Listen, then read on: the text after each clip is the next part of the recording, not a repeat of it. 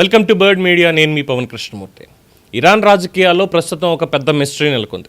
దేశానికి కొత్త సుప్రీం లీడర్గా బాధ్యతలు చేపట్టిన మొజ్తబా ఖమైనీ ఆచూకీ మీద తీవ్ర గందరగోళం నెలకొంది. అధికారంలోకి వచ్చినప్పటి నుంచి ఆయన ఒక్కసారి కూడా ప్రజల ముందుకు రాకపోవడం, కనీసం ఒక్క అధికారిక ప్రసంగం కూడా ఆయనది ఎక్కడా లేకపోవడం, అలాగే ప్రకటన కూడా విడుదల చేయకపోవడం అంతర్జాతీయ పరిశీలకుల్లో అనేక అనుమానాలకి తావిస్తోంది. ఇరాన్ లాంటి దేశంలో సుప్రీం లీడర్ అనేది కేవలం రాజకీయ పదవి మాత్రమే కాదు, ఆ పదవి దేశంలోని అత్యున్నత అధికారాన్ని సూచిస్తుంది. గతంలో ఈ పదవిని దశాబ్దాల పాటు నిర్వహించిన అలీ ఖమైనీ తరచుగా ప్రజల ముందు కనిపించేవాళ్ళు, కీలకమైన సందర్భాల్లో దేశానికి సందేశాలు కూడా ఇచ్చేవాళ్ళు. కానీ ఇప్పుడు కొత్త నాయకత్వం ఏర్పడిన దగ్గర నుంచి ఆ పారదర్శకత అనేది కనిపించట్లేదంటున్నారు. ఇదే ప్రశ్న అక్కడ లేవనెత్తుతున్నారు ప్రజలు కూడా. సో ఈ అనుమానాలను మరింత పెంచింది ఇరాన్ ప్రభుత్వ టెలివిజన్ చేసినటువంటి ఒక ప్రకటన. సోమవారం ప్రభుత్వ మీడియా మొజ్తబా ఖమైనీ గాయపడ్డారు అని అంగీకరించింది. ఇజ్రాయెల్ అమెరికా చేసినటువంటి దాడిలో ఆయన గాయపడ్డారని, ఆయన్ని జాన్ బాజ్ ఆఫ్ రంజాన్ అంటే యుద్ధంలో గాయపడిన వీరుడు అంటూ అభివర్ణించింది ఆ మీడియా. మరి గాయం ఎప్పుడు, ఎక్కడ తగిలింది, ఎలా జరిగింది, ఎంత తీవ్రంగా ఉంది అనేటువంటి ప్రశ్నలకు మాత్రం ప్రభుత్వం నుంచి సమాధానాలు లేవు. ఇదే ప్రస్తుతం పెద్ద సందేహంగా మారింది. At the same time the Jerusalem post ఆ వాళ్ళ కథనంలో ఇంకొక సమాచారం పంచుకున్నారు. అంతర్గత వర్గాల సమాచారం ప్రకారం మొజ్తబా ఖమైనీ నిజంగానే యుద్ధంలో గాయపడ్డారని, కానీ ఆయన ఇంకా దేశ వ్యవహారాలను పర్యవేక్షించే స్థితిలోనే ఉన్నారు అంటూ వాళ్ళు పేర్కొన్నారు. మరి దీనికి అధికారికంగా ధృవీకరణ అయితే ఎక్కడి నుంచి రాలేదు. ఇది ఒక పాయింట్.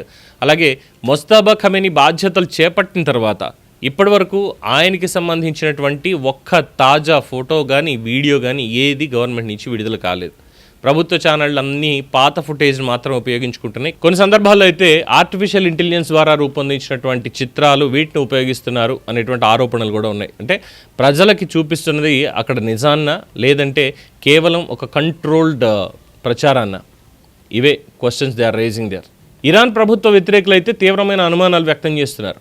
ఖమైనీ ప్రజల ముందుకు రాకపోవడం వెనుక బలమైన కారణం ఉండొచ్చు, గాయపడ్డారేమో, నిజంగా అసలు ఉన్నారా లేదా అంటూ క్వశ్చన్ చేస్తున్నారు. కొంతమంది అయితే సోషల్ మీడియాలో ఆయన ఇప్పటికే చాలా తీవ్రమైన గాయాలతో కోలుకోలేని పరిస్థితుల్లో ఉన్నారు, పర్యవేక్షణలో ఉన్నారని, కొంతమంది ఆయన మరణించారు అనేటువంటి వాదన కూడా తీసుకొచ్చేస్తున్నారు. బట్ ఇవన్నీ కూడా ఇంకా ధృవీకరించలేదు, జస్ట్ స్పెక్యులేషన్స్ అంతే.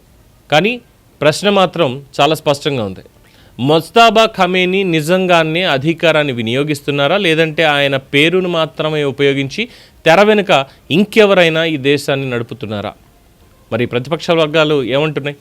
మొజ్తబాని ఒక ప్రతీకాత్మక నాయకుడిగా ఉంచి అసలు నిర్ణయాలు పాలనా వ్యవస్థలోని శక్తివంతమైనటువంటి వర్గాలు తీసుకుంటున్నాయి అనే అనుమానాన్ని వ్యక్తం చేస్తున్నాయి.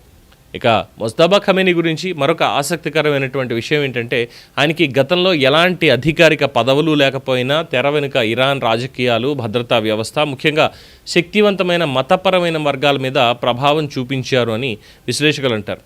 అందుకే ఆయన అధికారంలోకి రావడం అనేది ఇరాన్ రాజకీయాల్లో ఒక పెద్ద మార్పుగా భావించబడింది. ఇప్పుడు ప్రపంచం ముందున్న ప్రశ్న ఒక్కటే, మొజ్తబా ఖమైనీ ఎక్కడున్నారు? ఆయన నిజంగా దేశాన్ని నడుపుతున్నారా, లేక ఇరాన్ రాజకీయాల్లో మరొక సీక్రెట్ పవర్ వర్క్ చేస్తోందా? ఈ ప్రశ్నలకి స్పష్టమైనటువంటి సమాధానం వచ్చే వరకు ఇరాన్ రాజకీయాల్లో ఈ మిస్టరీ అనేది కొనసాగుతూనే ఉంటుంది. చూద్దాం ఎటువంటి సమాచారం వస్తుందో. దీని మీద మీ అభిప్రాయం తెలియచేయండి. చూస్తూనే ఉండండి ది బర్డ్ మీడియా.